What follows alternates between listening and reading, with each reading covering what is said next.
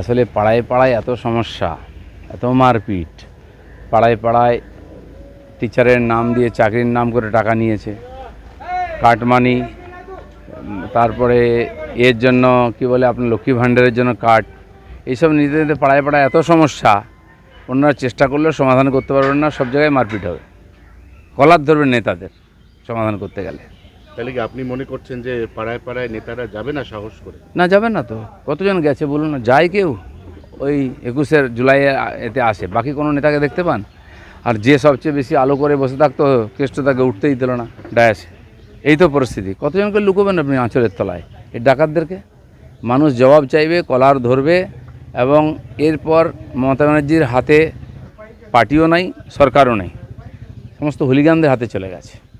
আপনি একক ইয়েতে সংগঠনের জোরে খড়গপুরে যে ভিড় করেছেন তা অত্যন্ত উল্লেখযোগ্য এবং সেটা কিন্তু রাজ্য রাজনীতিতে নজর কেড়েছে।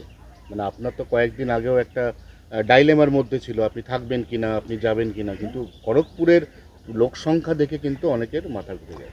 না দেখুন, ভারতীয় জনতা পার্টির কর্মীরা, পরিস্থিতি যাই হোক, তারা আছেন, হয়তো সক্রিয় নাই, তারা পার্টিতে কাজ করতে চান, তারা বাংলায় বিজেপিকে ক্ষমতায় আনতে চান, এটা আমার মনে হয়েছে, তাই আমি ডাক দিয়েছিলাম। তো আমাদের সাংগঠনিক জেলা খুবই মজবুত সংগঠন আছে, মেদিনীপুরের সবচেয়ে এগিয়ে আছে বাংলার মধ্যে।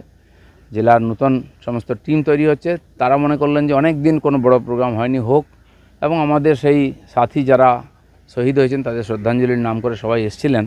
নিঃসন্দেহে এটা খুব আনন্দের। বর্তমান বিজেপি কোথায় আছে এটা হচ্ছে তার একটা নমুনা মাত্র।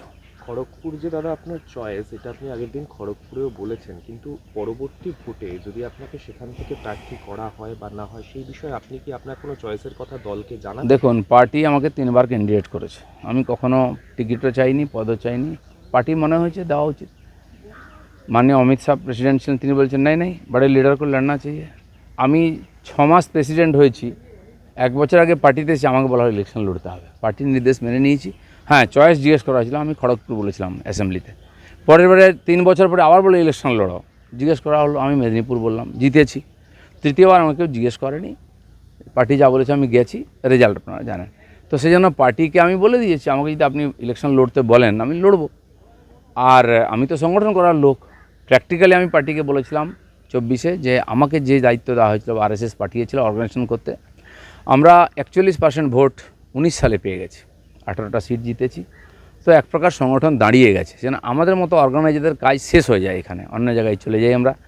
পার্টি আমাকে রেখে দিয়েছিল প্রেসিডেন্ট হিসাবে, সেই মুক্তি আমি 21-এর পরে চাই।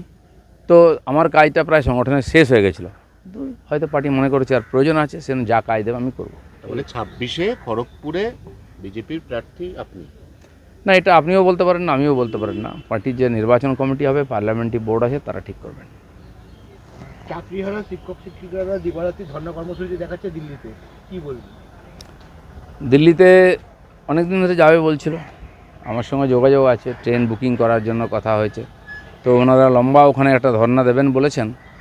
তো তাদের সে অধিকার আছে, তারা কেন্দ্র সরকারের মাননীয় রাষ্ট্রপতির দৃষ্টি আকর্ষণ করছেন যে তাদের প্রতি যে ইনজাস্টিস হয়েছে, এই শিক্ষিত ছেলেমেয়েরা যারা পরীক্ষা দিয়ে যোগ্যতার আধারে চাকরি পেয়েছিলেন, তাদেরকে কিছু চোর নেতার দুর্নীতির জন্য চাকরি হারিয়ে পথে বসতে হচ্ছে।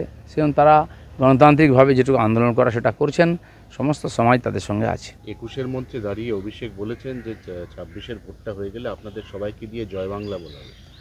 দেখা যাক, আমরা তো ওদের রামনবমী করিয়েছি, জয় শ্রীরাম বলিয়েছি, জয় বাংলা তো উপাসে হচ্ছে। আর যারা জয় বাংলা বলছে তাদের অবস্থা দেখুন, আবার উল্টো আন্দোলন শুরু হয়ে গেছে।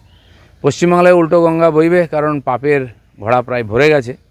21-এ বছরে একদিন ডায়াস্তরে ভাষণ দিলে হবে না, রাস্তায় নামতে হবে, মানুষের সঙ্গে মানুষ কী বলছে শুনতে হবে। বাঙালি বাঙালি বলে বাড়িতে পাঞ্জাবি বউ রাখবো আর বাঙালি বাঙালি ডায়লগ দেবো? বাংলায় কোনো মেয়ে নেই সুন্দরী যাকে বউ করা যায়, পাঞ্জাবি বউ আনতে হয়। বাংলায় কোনো যোগ্য ব্যক্তি নেই যে এমপি ক্যান্ডিডেট হতে পারে, গুজরাট থেকে, বিহার থেকে, উত্তরপ্রদেশ থেকে ক্যান্ডিডেট নিয়ে আসতে হয়। এখানে কোনো ভোটার নেই, বাংলার লোকেদের বিশ্বাস নেই, বাংলাদেশ থেকে রোহিঙ্গা মুসলিমদেরকে ভোটার বানাতে হয়। এখানে কোনো অভিনেতা অভিনেত্রী নেই যাই ভোট দিতে পারে, বাংলাদেশ থেকে অভিনেতা অভিনেত্রী আনতে হয়। আর কি কি আনবেন ভাবুন, বাংলার মানুষকে আর বোকা বানাবেন না। একটু ছোট্ট চলুন। করে ওই পার্টটা একটু ক্লিয়ার করে নিচ্ছি, তাহলে যদি আপনাকে দল অন্য কোথাও দায়িত্ব দেয়, ফের একবার অন্য জায়গা থেকেও দিলীপ ঘোষকে মানে আমরা আমি দেখতে বলছি পাবো। যে এই যে দেখা যাক কী হয়, সময়ে বলবে সব, তখন আমিও ডিসিশান নেব। না, একটাই প্রশ্ন যেটা বলতে চাইছি সেটা হচ্ছে যে আমরা তো গত লোকসভাতে আসন বদলের পরিণতি দেখে নিলাম। বিজেপি যত কথা বলেছিল আসন বদল করেছে, দেবশ্রীকে উত্তরবঙ্গ থেকে মালা রায়ের এগেনস্টে এনে দাঁড় করিয়ে দেওয়া হয়েছে। এগুলো নিয়ে আপনাদের মধ্যে তীব্র আপত্তি ছিল, কিন্তু আপত্তিটাকে আমল দেওয়া হয়নি, তার ফল পার্টি হাতে নাতে পেয়ে গেছে। তো এবার কি আপনাদের যে চয়েসগুলো সেগুলোকে পার্টি গুরুত্ব দেবে বলে আপনার মনে হচ্ছে? দেখুন, আমরা পার্টির কর্মী, আমাদেরকে নেতা বানিয়েছে পার্টি, এমপি এমএলএ বানিয়েছে পার্টি, পার্টির নির্দেশ আমাদের কাছে আদেশ। তো সময় এলে সব ঠিক হবে। আর আমার মনে হয় পার্টি ওটা এক্সপেরিমেন্ট করেছিল, সফল হয়নি। আসলে পাড়ায় পাড়ায় এত সমস্যা, এত মারপিট, পাড়ায় পাড়ায় টিচারের নাম দিয়ে চাকরির নাম করে টাকা নিয়েছে, কাটমানি, তারপরে এর জন্য কি বলে আপনার লক্ষ্মী ভাণ্ডারের জন্য কার্ড, এইসব নিতে নিতে পাড়ায় পাড়ায় এত সমস্যা, ওনারা চেষ্টা করলেও সমাধান করতে পারবেন না। সব জায়গায় মারপিট হবে, কলার ধরবেন নেতাদের সমাধান করতে গেলে। তাহলে কি আপনি মনে করছেন যে পাড়ায় পাড়ায় নেতারা যাবে না সাহস করে? না, যাবেন না তো, কতজন গেছে বলুন না, যায় কেউ? ওই 21শে জুলাই এতে আসে, বাকি কোনো নেতাকে দেখতে পান? আর যে সবচেয়ে বেশি আলো করে বসে থাকতো কেষ্ট তাকে উঠতেই দিল না ডায়াসে। এই তো পরিস্থিতি। কতজনকে লুকোবেন আপনি আঁচলের তলায়? এই ডাকাতদেরকে মানুষ জবাব চাইবে, কলার ধরবে। এবং এরপর মমতা ব্যানার্জির হাতে পার্টিও নাই, সরকারও নেই, সমস্ত হুলিগানদের হাতে চলে গেছে।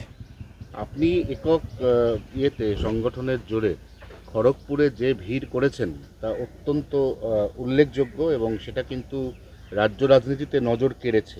মানে আপনার তো কয়েকদিন আগেও একটা ডাইলেমার মধ্যে ছিল, আপনি থাকবেন কিনা, আপনি যাবেন কিনা, কিন্তু খড়গপুরের লোক সংখ্যা দেখে কিন্তু অনেকের মাথা ঘুরে যায়। না দেখুন, ভারতীয় জনতা পার্টির কর্মীরা, পরিস্থিতি যাই হোক, তারা আছেন, হয়তো সক্রিয় নাই, তারা পার্টিতে কাজ করতে চান, তারা বাংলায় বিজেপিকে ক্ষমতায় আনতে চান, এটা আমার মনে হয়েছে, তাই আমি ডাক দিয়েছিলাম। তো আমাদের সাংগঠনিক জেলা খুবই মজবুত সংগঠন আছে, মেদিনীপুরের সবচেয়ে এগিয়ে আছে বাংলার মধ্যে।